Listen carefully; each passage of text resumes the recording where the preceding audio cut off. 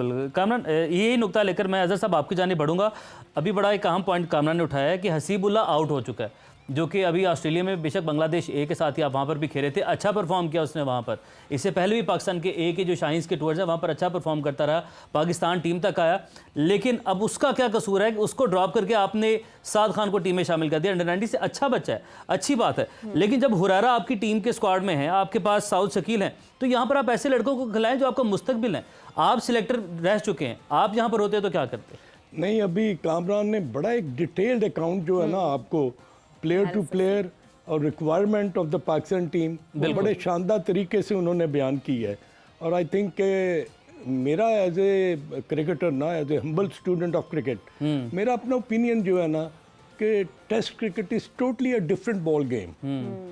उमर, इसके लिए ना आपको सेशन टू सेशन खेलना पड़ता है। Exactly. और अगर आपके पास 5 दिन का जो खेल है उसमें आपके 15 जो है ना वो सेशन होते हैं, तो अगर 10 या 12 आप सेशन जीतेंगे तो आप टेस्ट मैच जीतने के हकदार होंगे। बिल्कुल ऐसे ही। बट फॉर दैट मैटर अब मुझे साइम अयूब की सिलेक्शन जो है ना इसमें वो सबसे ज़्यादा खटक रही है। वो क्यों?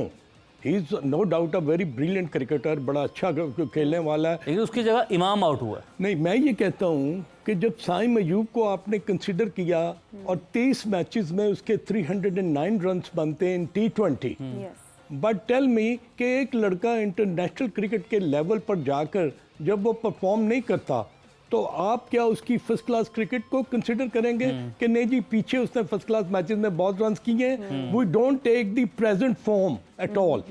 अब एक चीज़ तो जाहिर होती है कि Saim Ayub has some technical problems, ख़ास तौर पर उसका जो डिफेंसिव पोस्चर है वो नहीं है जो आपको टेस्ट मैचेस की रिक्वायरमेंट होती है। बिल्कुल। अब ये कहा जाएगा कि अगर बांग्लादेश के अगेंस्ट साइम अयूब को खिलाते हैं तो फिर अगर वो परफॉर्म नहीं करता तो what is going to be the reason? बिल्कुल सही। मेरा अपना ये ख्याल है कि हमें थोड़ा सा ना हॉर्सेस फॉर कोर्सेस पर नहीं जाना चाहिए। बिल्कुल ऐसे ही, बिल्कुल। मैं कामरान आपकी जानिब बढ़ता हूँ, मुझे ये बताइएगा उमैर बिन यूसुफ जिसने ऑस्ट्रेलिया टूर में परफॉर्म किया, तैयब ताहिर जिन्होंने परफॉर्म किया, हसीबुल्ला, ये सब वो नाम हैं जो कि आउट हैं, शाहीन का टूर भी नहीं खेल रहे। साउद शकील, कामरान गुलाम जो कि आपकी टीम का भी पार्ट हैं, वो सब लड़के शाहीन का टूर भी खेलेंगे। इसका फ़ायदा क्या होगा? और बीइंग अ सिलेक्टर जब आपने पाकिस्तान के मुस्तकबिल को भी देखना है, ये एक पॉइंट दूसरा ऐड कीजिएगा, इमामुल हक के जो टीम से बाहर हुए हैं उसकी वजह उनका इंटेंट बताया गया है। शायद ये कहा जा रहा है कि जेसन ज़राए ने ये बताया कि जेसन गिलिस्पी ने कहा है कि वो स्लो इंटेंट रखते हैं। तो टेस्ट क्रिकेट में आपको किस इंटेंट की उनसे रिक्वायरमेंट है उनसे? देखिए उमर साहब, ये बड़ी पुरानी बातें हो गई हैं। अब क्रिकेट बड़ी फास्ट हो गई है, टेक्नोलॉजी बहुत आ गई है, किसी को निकालना होता है ना कोई भी बात करके आप निकाल देते हैं, ठीक है ना, ये कोई एक्सक्यूज नहीं है। ये क्या 5 साल के बाद इनको याद आया उसका इंटेंट? मुझे एक बात बताएं। और जहां तक आप बैकअप प्लेयर्स ऐसे बनाते हैं टीम में खिला के, जो डोमेस्टिक के खेल रहे होते हैं, इक्का दुक्का होते हैं, जो आप टेस्ट प्लेयर्स खिलाते हैं ए टीम में, आप देखें इस टेस्ट टीम के जो 5-6 लड़के हैं ए टीम में हैं, जो बाकी जो लॉर्ड है आपकी जो 20 टीमों की डोमेस्टिक प्लेयरों की, वो प्लेयर्स कहाँ पे जाएंगे जो वेट कर रहे होते हैं? हसीबुल्ला कहाँ पे जाएगा? क्या सरफराज डिजर्व करता है ए टीम में खेलना? क्या उमर अमीन डिजर्व करता है ए टीम में खेलना? मुझे खुद सोचे, मैं भी सिलेक्टर रहा हूँ 3-4 महीने, लेकिन मेरी बड़ी डिबेट होती थी। खान साहब तो माशाल्लाह हम सबसे ज्यादा एक्सपीरियंस बंदे हैं कि ये किस अप्रोच के साथ टीम बनाते थे। जो मैं कहता था वो टीम बना करनी चाहिए थी। मुझे लगता है गट्स नहीं है बात करने के। क्रिकेट तो बहुत ज्यादा इनके रिकॉर्ड में, इनके स्टैट्स देखे जाए, जो भी डिसीजन लेने वाले हैं, लेकिन हिम्मत नहीं है या बात करने की, डिबेट करने की हिम्मत मुझे नहीं लग रही कि वो टीम कैसे बनानी है, या कप्तान से बात करने की हिम्मत नहीं है, या कोच से बात करने की हिम्मत नहीं है कि पाकिस्तान की क्रिकेट के लिए क्या सिलेक्शन होनी चाहिए, क्या सिलेक्शन वो मुझे नहीं नजर लगा। आपने कामरान बड़ा जबरदस्त एक्सप्लेन कर दिया, सारा जो निचोड़ा उसका वो निकाल दिया। वक्त की चूंकि कमी है, वक्त निकाला कामरान, आपका बहुत शुक्रिया। मजीद भी बात करेंगे और भी खेलों के वाले से बात करनी है, लेकिन ये सिलेक्शन बड़ा एक अहम पॉइंट है। हम चाहेंगे कि ब्रेक के बाद भी सीरीज को कंटिन्यू करें। Welcome back ji to the programme जोर का जोर। और ब्रेक से पहले हम बात कर रहे थे कि जी 17 रुकनी स्क्वाड का ऐलान तो कर दिया गया है। पाकिस्तान क्रिकेट बोर्ड क्या सोच रखता है, क्या अप्रोच है इस हवाले से, जो गुफ्तगू का सिलसिला है वो आगे बढ़ाते हैं। खान साहब, यकीन तौर पर अगर आप कामरान की गुफ्तगू पे कुछ कमेंट करना चाहें तो वो भी कहिएगा। और डेफिनेटली हम दोबारा इसी बात पे घूम फिर के बात करें कि 17 रुकनी स्क्वाड और फिर बहुत सारे यहाँ पे प्लेयर्स के नाम अभी भी अगर हम बात करें तो डिबेटेबल है, स्पेशली इनके फॉर्मेट्स के हवाले से। तो ये क्या मतलब एक अप्रोच क्या है? हम तो हर गुजरते दिन के साथ ये बात करते हैं कि क्रिकेट की जानिब कुछ बेहतरी है, लेकिन जो डिसीजंस और जो चीज़ें सामने आ रही होती हैं उस पर हर दूसरे दिन ही हमें अनफॉर्चुनेटली इन चीज़ों को कोट करना पड़ता है। अच्छा श्री, मैं ये बात करूंगा कि आपने देखा कि स्क्वाड में 6 फास्ट बॉलर हैं। जी जी।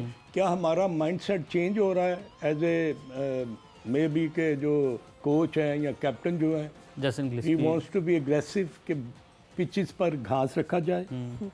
क्योंकि आपको पता है कि बांग्लादेश के साथ जो सीरीज़ है इस पर अगर आप फास्ट बॉलिंग के साथ बॉलिंग करेंगे तो you have a more chance to win than to lose. इसलिए कि पाकिस्तान के पास कंपैरेटिवली अगर देखा जाए तो फास्ट बॉलिंग अच्छी है हमारे पास। अब देखना ये है कि क्या पिचेस कंड्यूसिव होंगी फास्ट बॉलिंग के लिए, हार्डनेस पिचेस में होगी, बाउंस इवन होगा, स्टीप बाउंस होगा, मूवमेंट ऑफ द पिच होगी। टोनी हेमिंग्स आए हैं, एक नया बंदा आया है, वो आके पिचेस बनाएगा। अब उन पिचेस पर क्या आपका जो मेरा सवालिया जो एक निशान बनता है वो ये है कि पाकिस्तान के फास्ट बॉलर्स ने 90 ओवर्स करने हैं Umar in the whole day, और 90 ओवर्स में आपको ना you have to be complemented by your spinner, और वो स्पिनर जो है आपके पास इब्रार और आगा के अलावा और कोई नहीं है। चले पार्ट टाइम उसको कर लेंगे। एग्जैक्टली। अब फास्ट बॉलिंग में शहनशाह अफरीदी, नसीम शाह के बारे में fitness question mark, how many overs he is going to bowl in a day, और उसके ऊपर कितना वर्कलोड पड़ेगा। दिस इज ऑल्सो विद शहनशाह अफरीदी कि वो एक स्पेल में 6 ओवर करेगा, 5 ओवर करेगा, 7 करेगा। तो उसके साथ आप मोहम्मद अली है या खुरम शहजाद है और जो आपका आमिर जमाल है, इसकी फिटनेस जो है दैट इज इन डाउट। तो अब अगर आप अपने 6 फास्ट बॉलर स्क्वाड में रख रहे हैं तो मुझे तो यही लगेगा कि आपका जो स्ट्रेंथ वाला मामला है ना वो तेज बॉलर का है। ठीक है, अब क्या मॉनसून अभी खत्म होंगी, बल्कि अभी तो जारी है, तो ये बांग्लादेश की टीम आ रही है। What is going to be the condition of the pitch? Ball जो है वो फंस कर आएगा, स्लो आएगा, उसमें कितनी मूवमेंट होगी। You know the groundman has to give answer to his players also.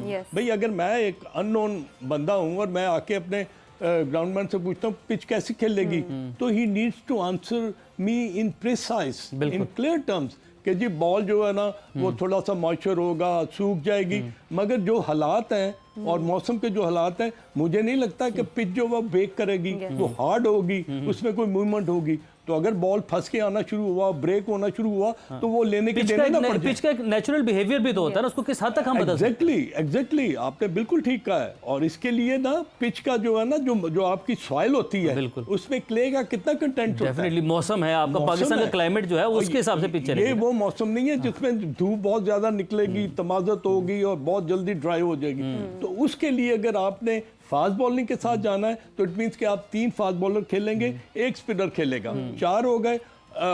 आगा जो है वो आपका एक मेकशिफ्ट बॉलर बन सकता है या मिडिल ऑर्डर में आ सकता है। तो इट मींस कि हमारी जो स्ट्रेंथ है ना वो अब स्पिन बॉलिंग से हटकर अब फास्ट बॉलिंग पर आ गई है। और उसमें अकल हम आगे भी बढ़ेंगे, अपने ओलंपिक्स के हवाले से भी हमें जिक्र करना है, वहाँ पे भी जाहिर है हमारे आज अरशद नदीम है, नाम रोशन इंशाल्लाह, उम्मीद पूरी कि कल करेंगे। नाम बट भी हमें ज्वाइन कर चुके हैं। लेकिन एक आखिरी मेरा पॉइंट है इस हवाले से ये कि खान साहब ये क्या वर्कलोड मैनेजमेंट है शहनशाह अफरीदी की कि जी आपने नायब कप्तानी से उनको हटा दिया, आप एक खिलाड़ी के ऊपर मेंटल स्ट्रेस इस तरीके से देते जा रहे हैं मुसलसल।